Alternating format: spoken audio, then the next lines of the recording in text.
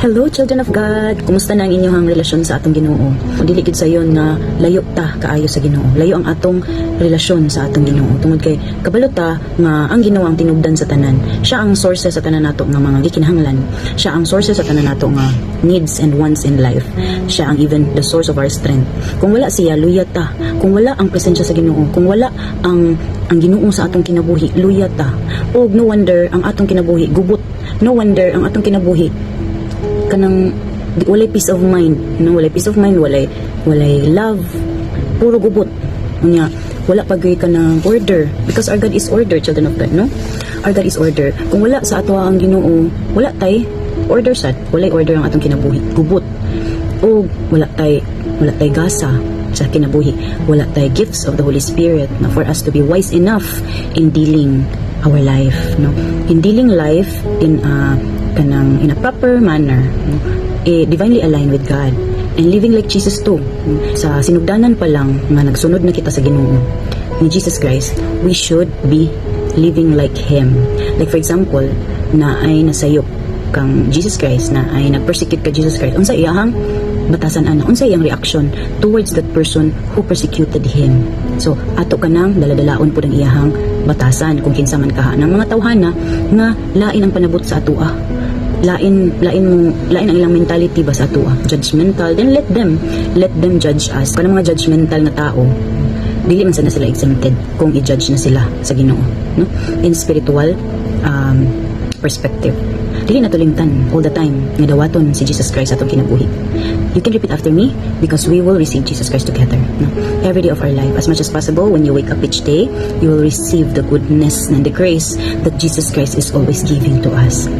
So let's start receiving Jesus Christ, children of God. You can say and repeat after me. Jesus Christ, we are asking sorry for everything we have done wrong, because we commit mistakes through our own actions, and our own mind, and our own words. We have greatly sinned to our own thoughts, words, and actions. We're asking forgiveness, Jesus Christ, and especially to those things that we haven't done according to your will. Jesus, from now on, we receive you as our personal Lord and Savior. Our life is nothing without you, oh dear Jesus. We love you and thank you. Okay, children of God, we will not also let our day, di na to pasagdan na atong adlaw, dili na to pakanon ng atong kalag, atong soul sa Word of God, because the Word of God is the food of our souls, no? The Word of God is a living God na adinha ang buhi nga Ginoo sa iyang mga pulong. Buhi kaayo ang atong Ginoo sa iyang mga pulong, children of God. And for us also to always be like alive in spiritual aspect in our life, not just spiritual but also holistically alive, no? For us to be holistically alive, we have to put something, a food for our souls, and it's from the Holy Word, Holy Scripture, Holy Bible. Nothing else na makakuha ta og kanang word of our Lord but in the Holy Bible alone. So children of God, para mas masabtan nato ang pulong sa Ginoo karon, let's have it from Visayan version. Any Visayan version nga Holy Bible, you can open. Hallelujah. Kinsay naka-remember sa life ni Job? Ang life ni Job kay dili siya basta-basta. Kay kuan siya si Job, kanang faithful kay ni siya nga believer sa Ginoo. And then here comes a time ang good na si Satan nilantaw siya kang Job sa kinabuhi ni Job. And then Satan told God that kani ang imuhang kanang faithful servant nga bisan unsay nahitabo sa kinabuhi, mutuo pabagid siya sa imo, mudapig pabagid siya sa imo Ginoo, ana si Satan. Okay, again, children of God, kaning life ni Job is somewhat like gihayaan sa Ginoo nga itest siya sa kaaway sa Ginoo, which is who is Satan, no? Gihayaan sa Ginoo nga itest siya ni Satan kung unsa gyud ka strong iyang faith sa Ginoo, maskin pa man og unsa na nga situations, challenges, trials, and battles iyang kinabuhi. Ang mga battles ni Job is katong naging kahinahinay, kamatay iyang mga anak, especially iyahang wife, kahinahinay kawala iyang family, apil na po iyang mga kabtangan, iyahang mga treasures, iyang animals, mga gipangbuhi na mga animals na mamatay, ug tuda po nga wala ni nabilin sa iya. But unsa lang iyang gibuhat sa tanan nga mga suliran sa iyang kinabuhi, mga nahitabo sa iyang kinabuhi children of God, wala siya lain na buhat kundi niluhod ra siya og nagpasalamat sa Ginoo. Imagine, ikaw manawad-an sa tanan-tanan nga naa kanimo, no? Pero niluhod lang ka og nagpasalamat sa Ginoo. Dako kay siyang reward sa langit. Tungod kay napahimuot niya ang Ginoo sa iyang gibuhat. Ang tungod sa iyahang faithfulness sa Ginoo no, nga ginahinay kawala ang tanan nga naa sa iyaha, pero wala gyapon siya nag-question sa Ginoo, wala gid siya nagdumot sa Ginoo, wala siya nagunahuna og dautan, wala siya nag-wrong emotion. Do yes, naay mga panghitabo nga nasakitan siya, pero at the end of the day, he give glory and thanks to God.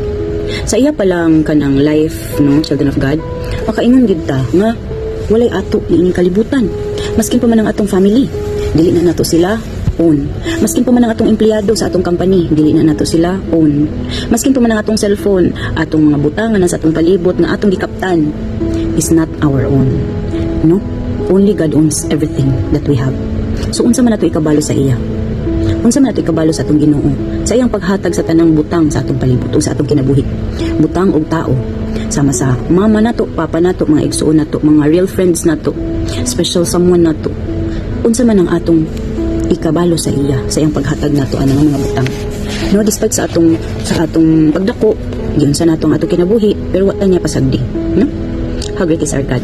Bisayan version from the book of Job chapter 42 verses 1 to 6 nakaingon diri, no?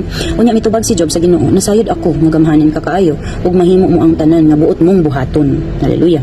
Nangutana ka nganong nagduha-duha ako sa imong kaalam nga unta wala man ako'y kahibalo. Nagsulti ako bahin sa mga butang nga wala ako hisabti, mga kahibulungang butang nga dili ko gayud matukib.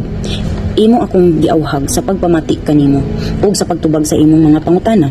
Kaniadto nasayod lamang ako sa gisulti kanako sa uban, apan karon nakita ko nagayod ikaw sa kaugalingon kong mata.